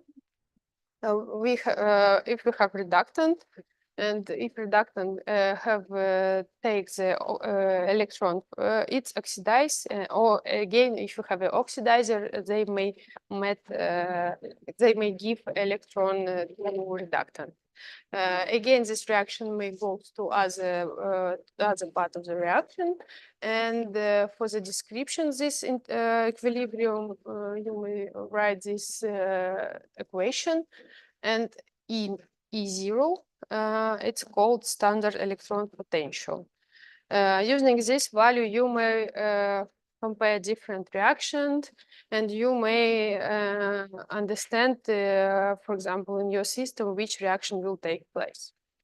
For plutonium, for example, it's very crazy stuff, but as you may see that for different transition from different oxidation state, standard electron potential is close to the 1 volt. You see that from plutonium-6 to plutonium-5 is close to 1 volt, from plutonium-5 to plutonium-4 it's close to 1 volt, from plutonium-4 to plutonium-3 it's again, and from plutonium-6 to plutonium-4 it's again around 1 volt. And even for plutonium-4 to plutonium-0, it's a little bit high, but not so big difference. Plutonium, it's quite untypical case, but if you have this situation where the potential is quite similar to each other, it means that all this oxidation state may presence in one system. And for plutonium, it's exactly true that even if you have one beaker, you can met different oxidation states in one beaker. It's quite often in our practice. But for other actinides, if you have the same diagram, you usually may understand which oxidation state are more dominating in the system and which one is less dominating. Another type of diagram is Fourier diagram, or sometimes it's called pH diagram. It's again for the creating this diagram, we use complexation equilibrium constant, and we use standard potential electrode. And in this type of diagram, we can understand if you know the characteristic of our experimental or environmental system, if you know the pH value, and if you know the redox potential value, we can estimate in which oxidation state our element of interest will be present. For example, in this picture, you may see that in the usually, let's say, in the rain, the water with high pH value and let's say a low pH value, plutonium may present as plutonium-5, but is under underground condition with low EH value and high pH, plutonium mostly present as plutonium-4, but sometimes may present even in plutonium-3 plus valence state. Therefore, if you have a constant, if you have a software, we just put together and calculate these diagrams. If you know the condition of your system, you can, let's say, estimate in which oxidation state and which reaction you may need to account. And there is the example that what I say it's true. For example, it's quite good work from quite old, but very good experimental work. Plutonium in the seawater, it's close to Great Britain, and they found that plutonium in the water, if it's dissolved plutonium, is present mostly in plutonium-5, plutonium-6 oxidation state, but plutonium that was bound to the particles, some bioparticles or mineral particles, it's usually plutonium-3 and plutonium-4. Now we move to the sorption reaction from this example, and for the sorption reaction, I need to emphasize some inorganic minerals, which are the most important. First of all, it's iron oxide, because it's quite effectively sorbed any actinides and any radionuclides. It's clay minerals that sometimes met in the environmental, and also it's a good absorber. It's quartz. Actually, quartz is not very good sorbent, but it's everywhere, and this fraction is quite high in every environmental system. Therefore, we need to calculate it as well. And sometimes for some system, not for everyone, but if you have a manganese or titanium oxides, it's usually also play important role for the sorption, because manganese and titanium is quite effectively sorbed, and also it may interact in redox reaction as well. There are two approaches for describing sorption reaction. The simple one is KD approach. What is the meaning of this? If you have some, for example, soil, and you know that you have some waste that put on this soil, you may do some simple experiment in the lab and calculate KD value, calculate which portion of your radionuclides will sorbed on the soil and which one will take into solution. And you will use this KD to the calculating transport of the radionuclide. It's quite simple, but the weakness of this method is that it will work, this KD will work only in the same condition. I mean, in the same solid-liquid ratio, in the same compositional solution, and you may not predict what will be in your system if, for example, solution will change. If, for example, fresh water will go to your contaminated place on something else. Therefore, right now we are more and more transferring to another approach is surface compensation modeling. And in this case, we try to describe sorption reaction as complexation with ligands, but our ligands are placed on the surface of the sorbent. Here's the description. For example, you have some radionuclides that sorb on the surface, and you can write again the reactions similar to the complexation, but in your case, sorbent is located on the solid surface. On any surface, you have a functional group. Usually, for example, when we talk about oxides, it's amphoteric functional groups. It means that they may dissociate or associate with hydrogen, and it may form OH2 plus groups, or may form negative groups. And these charged groups will interact with anion and cation correspondingly, and and form complexes on the surface. And for this reaction, we may also write the equilibrium constant. The reason, the difference between first example with the complexation is only this component of this equation. Its component is is describe electrostatic interaction of our charged cations with this charged surface. It's usually important for the sorption, and we may calculate using again different software. What I also need to add for the surface reactions, for the sorption reactions, if we compare liquid-liquid interaction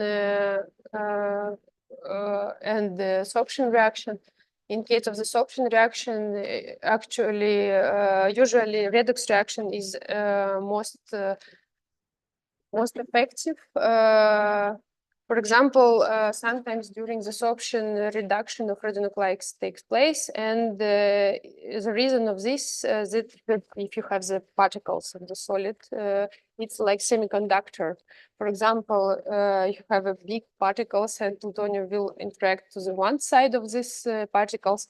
Electron may easily transfer from one side of this particle to another one. And if you go to the liquid, if, for example, plutonium met some molecule on the one part of the beaker, it's not really easy to transfer to another part of the beaker. Therefore, usually in the sorption, any redox reaction is fast and more effectively compared to just homogeneous solution. For the sorption reaction, you may also find some databases for the equilibrium constant, but situation is not so good as for ligands, inorganic or even organic ligands. For example, I may again advise to use some databases, the Rosendorf databases.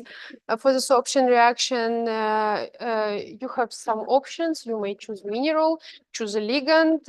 Usually it's radionuclides and heavy metals. And you will see the results. For example, in this case, I choose goethite and I choose neptunium, and I found the results. What we may see in these results, that some different papers, you see the reference, 1, 2, 3, 4, 5 different papers describe this interaction by different way. They use different reaction and they different log K values, and they use different type of for calculation electrostatic interaction during the sorption.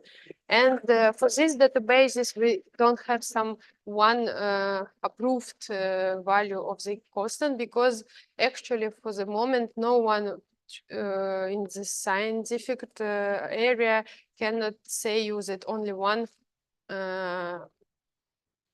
way is the more accurate. The 4 different scientists use different way, and of course everyone have some points why they do like this. But in this case, it is your choose which value of the constant or which view of the equation you will use. You may also do this modeling by yourself. For example, if you have some sorption curve, for example, it's a simple curve sorption of americium onto goethite. If you have this sorption data, you may also use some different software for the calculating constant of sorption and calculate the log K value for the reaction that you perform, and you can use this constant for your modeling. It's optional. And during this way, you may choose different stoichiometry of the reaction. You may choose different intensity of the surface species, and you may choose different type of the sorption functional groups. And this is what I need to choose during this modeling. And for the modeling, I may advise for you this software, Prixie. It's made by US Geological Society, and it's open software, and it's quite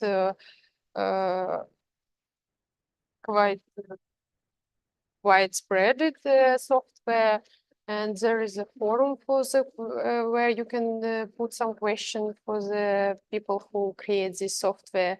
And it's useful for not only for sorption, it's useful for transport, for dissolution, for solubility reaction, and you may calculate the transport of radionuclides in your system using this software.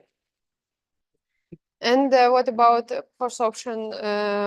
One more, that if you have some complex system, for example, soil, of course, there is not only one mineral. Sometimes it's assembly of different minerals. And in this case, you need to analyze which minerals are presenting in your system and try to understand which one is the most important for the sorption and which one is not important at all. And you can just skip it from the modeling to make the model system is easier than if it's possible, of course. Okay, for the sorption, it's final, and my last few minutes. I just briefly explain the first class of the reaction, the solubility reactions. Again, solubility is also connecting with oxidation state of the actinides. You see that, for example, tetravalent actinides, because they have a high charge of the cations, is very low soluble stuff. Again, plutonium pentavalent or actinide in pentavalent oxidation state is a quite high soluble materials. If you calculate in this solubility curve, for example, you may understand the highest amount of radionuclides in the solution. For example, if we go to the tetravalent oxidation state, you may see that it, for example, at pH 2, the highest concentration of plutonium-4 in solution is -10 to the -5. And at pH around 7 and 8, it's only 10 to the -11. You may just understand which concentration is possible to be in the solution, because if plutonium will put it into solution at high concentration, it will definitely form solid phases, and only 10 to the -11 will stay in the solution. For the calculation of the solubility, again, we can describe our reaction by the equation of the reaction and calculate the constant. In these particular cases, constant is called solubility product constant. Actually, this equilibrium constant, but some practical uses they called solubility product constant. And in this case, if you have one stuff is solid phase, for example, this calcite, the activity or concentration is equal 1. It's a rule that the concentration of the solid part is equal 1. Therefore, you will have only the products of the reaction in this equation, and the equation looks even more easier. In this case, again, if you have the value of solubility products, you can calculate how the dissolution will take place. And finally, as I showed to you all this kind of the reaction, and if you have some particular system where you need to calculate the migration, you need to put your system and try to understand which of the reaction you will need to account, and then found the constant for this reaction and try to calculate it together. And what I need to say is like a home message, that sometimes, especially on the start, you just use your software and sometimes the result is not good. For example, your modeling is not fitted to your experiment, and you may think what's the reason. And usually there are 3 types of the reasons for this. First of all, it's error in the use, because software is not sometimes very friendly. You may just put another button and the result is not good. But sometimes it's problem is more complex. First of all, it's weaknesses of the databases. As I say to you that sometimes constant is not good, or sometimes we don't have enough constant, and that's maybe the reason for the bad modeling. And another part is the uncounting process. For example, you're calculating your fresh water and put it only complexation with inorganic ligands and forgot about organics. And you don't have a good modeling of your experimental system. If you forgot or don't know some process, you of course don't have a good modeling. And for sometimes you have an easy plan, but reality is not so easy as it thought. And therefore, for today or for the futures, in our lab, in our division, we try to do every 3 or part of this complex system. We try to do to make laboratory experiments where we can model the environmental system, and when we know what and in which amount we added to the system, we try to analyze actually contaminated site, because it may give information on which type of the reaction we forgot it in our model experimental. And of course, we try to do some reactive transport modeling and to see how it's correlated with the real system. And just example that not only us trying to do the same way, and there are a lot of studies. If you look to the scientific papers, you may see that in even in, for example, in last year, there are a lot of papers where people studied contaminated sites and try to understand which reactions take place. And if you have some contaminated place, or you will manage this contaminated place, you may go to the literature and to see how this system flows to you, and maybe have some data from these papers as well. Okay, thank you. Thank you very much. Any questions?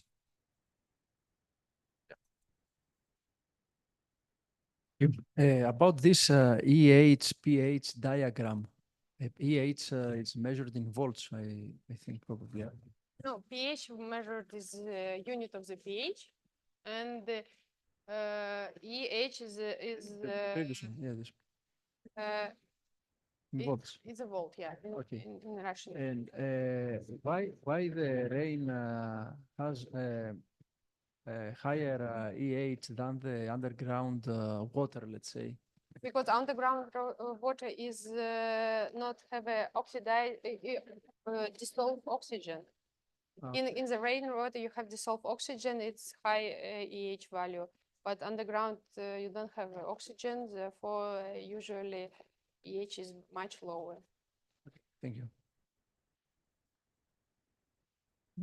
I have one question as an advice for our participants. Which software that you mentioned are free and which are not free? That I mentioned only free software. I don't mention some commercial software. Any more questions? If not, then let's thank the speaker again. Thank you. Thank you very much.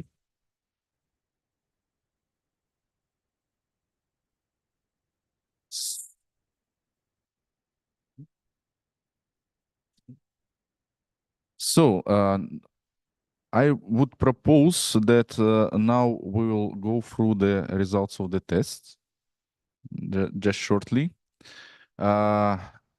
We may have a change in plans also. Maybe we will make all the closing ceremony before the lunch, and then you will go to the lunch and you will be free. We need to discuss it maybe in 5 minutes. I think it will be more convenient for everybody, and that we will finish and you will be free. So we will decide it in 5-10 minutes. But before the results of the tests, I would like to ask you to fill another form. It's not a test, it's just an evaluation form. So it's anonymous, if I see correctly. Yeah, just let's say take 5-10 minutes for evaluation of the school, of the lecturers, and we will continue with the test results. Okay.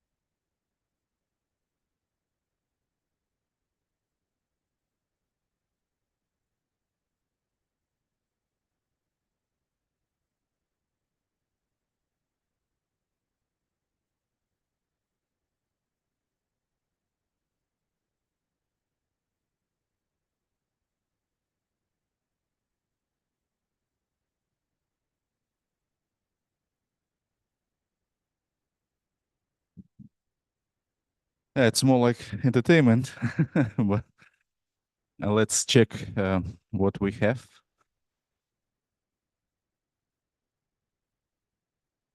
After tests. So I will start with introductory test, and as you've seen that some questions were the same in final test as in introductory test, just to check if everything is going in the right direction. So let's start with very first questions about the uranium 6 oxidation state, and the correct answer is C. It's uranium uranyl nitrate. Some of the people answered that it is uranium dioxide, but here it's in tetravalent state. So isotopes, very often, people use incorrect term isotopes. Sometimes you can see even in the textbooks that isotopes, it is something radioactive, but it's not correct. Here, isotopes only this pair, so it is the same element. So it is important when we're talking about isotopes. Isotopes, they are different masses of the same element. Yeah, so that's why we are looking on uranium-235 and 238. Then match this type of particles and their definitions or description. So alpha particles, they consist of 2 protons and 2 neutrons, and the total mass is 4. Beta minus, it's electron, it's not positron, it's because it's minus. And gamma quanta, it's just electromagnetic radiation. So many of you answered correctly. Next was, I think, the most the easiest question about the radioactive decay, and let's say almost all of you answered correctly. And unit for the radioactivity, many answered that it is Curie, but it's not correct. The correct answer is becquerel, because becquerel is 1 disintegration per second. So there is no need to write second, because becquerel it's already per second. So how will activity of the radionuclide change after 2 half-lives? We know that after 1 half-life, it decreases by 2 times, and after second half-life, more once again by 2 times. So it will decrease by 4 times, not by 2 times. And of course, it will not increase. Yeah? So it only decrease. This was, I think, one of the most difficult questions, but still half of you answered correctly. So due to the alpha decay, we change mass and the charge by 2 and mass by 4. So it's thorium. Beta plus, we are going also to the left on the periodic table. So it is oxygen and no change in mass. Beta minus, we are going to the right direction. So it's nitrogen and no change in mass. And gamma radiation, so it is the same isotope, but in different energetic level. So here it's metastable, and here just not stable, it's radioactive as well, but it is ground state of the nucleus. So what is the radioactive waste? And as you already know, there are 3 main components of the definition. So it contains a radionuclide, but that is important that the concentration is greater than the clearance level. And as far as it is waste, there is no use, further use. So I took as a correct answer when all these 3 parts somehow present in the definition. So only 28% of correct answers. And which type of the matrix is allowed for high-level waste for immobilization? Today it's only glass. So not a lot of correct answers, but we will see how it improves really. The borderline between the short-lived and long-lived radionuclides, as you know from the lectures from IAEA experts, it is 30 years. And most of the correct answers here. And the components of the multivariate system, maybe that was not clear question what we're talking about when we say multivariate system. That's why maybe it was not so many correct answers. So we divide it by natural and engineered barriers, and natural it's host rock and all the minerals around. And engineered barriers, it's matrix itself, it's package, container, buffer, and maybe some construction materials. Okay. But if you mentioned natural and engineered barriers and mentioned some of them or most of them, then it's correct, but only 20% of correct answers. The difference between open and closed nuclear fuel cycle, quite a lot of correct answers. Sometimes people mention that it is something related to the radioactive waste, but it's not really correct because open and closed nuclear fuel cycle, the difference is how to treat the spent nuclear fuel and then all the radioactive waste. Last two questions in introductory tests. What kind of the depth, preferable depth for high level, long-lived radioactive waste? So both of these two definitions are important. And to bury this very dangerous waste, we choose depths more than 400 or let's say 300 meters. I just to take 400. So many correct answers. And what type of ionizing radiation have the highest penetration range? And a lot of correct answers, of course. Gamma quantum. Good. So now we'll go to the final evaluation of not the knowledge, but how the absorption of the knowledge, how it was successful or not. So we start with the similar questions, how that was also in introductory test. And here much more correct answers already, so it's good. Radioactive decay law, the same amount, so very high correct answers. And now about the definition of radioactive waste, and you can see that it was something like 28% and now at 56%, so very good results. Most of you answered correctly. The same is about glass. So if you remember, it was only 33% in the introductory test, and now it's 73% of the correct answers. So much better. Again, about this border, more correct answers than it was before. And the multivariate system, very large increase in the correct answers. So very good. I hope that you get this message about the safety systems and everything. The same is for the depth for the high level and long-lived repository. So much more correct answers in this case. And for gamma radiation, 100% at this time. Very good. And then there is a part of the questions that were not initially included in the introductory test, but still there are quite a lot of correct answers that for me was really surprising, but I'm very glad that many of you most of you answered correctly. So what are the advantages of cementation process? Of course, it is a low temperature process and it's acceptable for different types of waste. So I count both of these answers as correct. So the total amount is 87% of the correct answers. Here it was maybe not so obvious from the previous lectures, and I will take this into account.